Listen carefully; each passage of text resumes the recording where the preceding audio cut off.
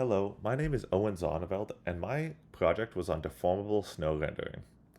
So the inspiration for this project was Winnipeg's Wonderful Winters, as well as the GDC presentation by Warner Bros. Games Montreal on deformable snow rendering used in Batman.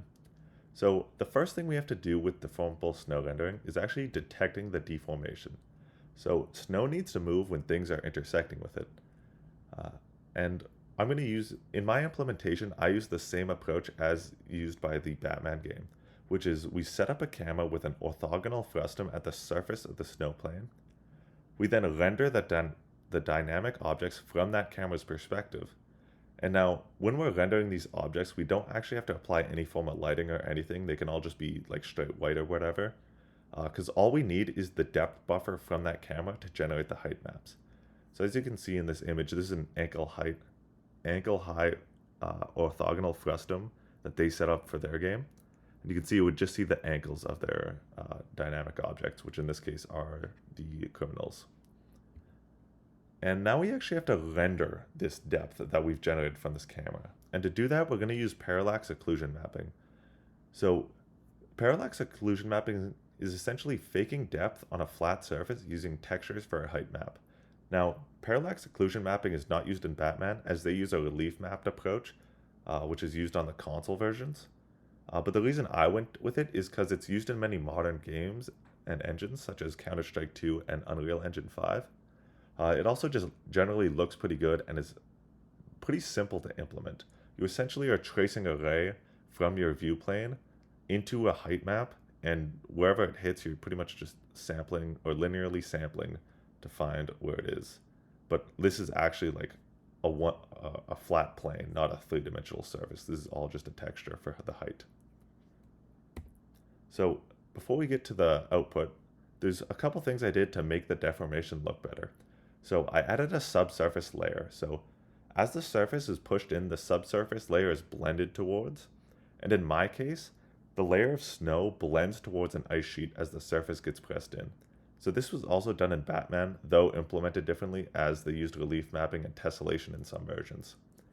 And now what's the actual performance cost of this? So in total we use 4 vertices, which is really nice because we only render 2 triangles to form 1 quad. And we use 7 textures for the snow and ice, as they both have a diffuse, normal, and height map. Then we also have the height map texture generated by the camera. So that totals to 7. So how does it look so far? So if we look at the right here, we can this is a sample output from my project. So it looks fairly 3D. There's clearly blending between the snow and the ice. And in my sample projects, there's a controllable ball you can use to displace the plane. And the controls are in the README.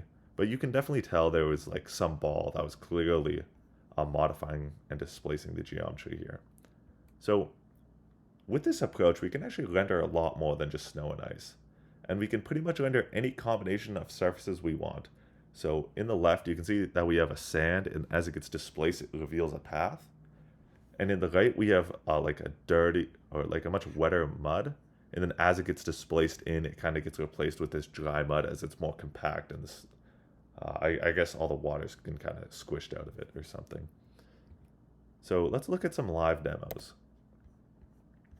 So the first one we're going to look at is the snow and ice. So I'm just going to show you that I do have a ball I can move around. And as we can see, it'll start displacing the geometry as I'm moving it. And you can actually draw pretty much whatever you want in this limited canvas using the ball. But now that we've moved it, let's kind of move the camera about. So you can see that the snow on the base layer, like right here, is 3-dimensional, as well as the snow we've displaced into the ice. And it's harder to tell with the ice, but there is like a 3D surface kind of there. But you'll see it better in this next example with the mud and the muck. So we'll see that we have the ball again, and I can just kind of go up, displace all this mud. We'll get kind of a flat patch we can use right here. Okay, perfect. So as I move the camera about, notice how the surface layer of the mud is super, like, you can definitely tell there's a lot of 3D geometry there, even though it's a 2D surface. And if you look at the lower level, there's clearly like three-dimensional depth there as well. And it looks pretty good given how simple this is. How it's just one quad essentially, as well as 7 textures. And now we'll look at the last example, which is the sandstone.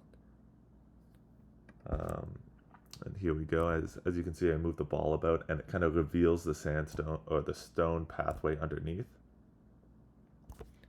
And we can rotate the camera around and you can see that the rocks do have a three-dimensional look as well as the sand itself.